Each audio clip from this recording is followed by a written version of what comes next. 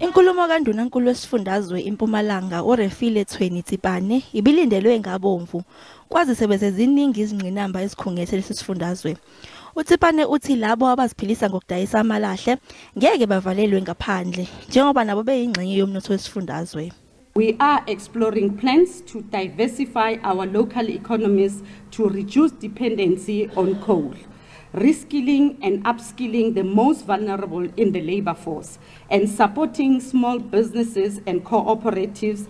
Kusenjalo, esifundazweni iNorthwest kusuke isidubedube kusaphele imizuzwana nje uNdunankulu wesifundazwe uBushi Mape qalile inkulumo yakhe.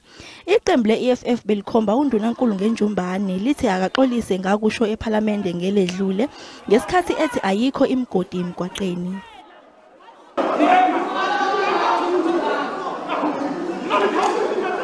Kuthe kungakhishwa iEFF yaqhubeka inkulumo.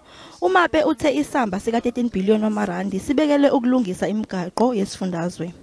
We are very pleased to announce that Infrastructure South Africa, through the presidency, has set aside 13 billion rands for the maintenance and upgrading of 39 roads projects in the province. Kanti esifundazweni iGauteng amaqembu ezombusazwe athi inkulumo kaNdunankulu uPanyaza Lisufi yehlulekile ukuveza obala ukuthi izinhlelo zakhe ngesifundazwe zizofezwa kanjani.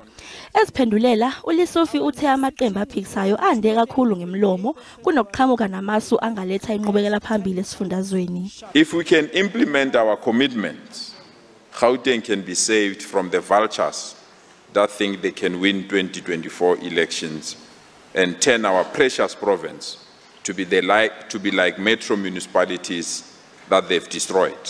uLisufi uphinde wasola amaqembu aphikisayo ngokukhathazeka ngokhetho kodwa ebengenalutho angalinikeza izakhamuzi.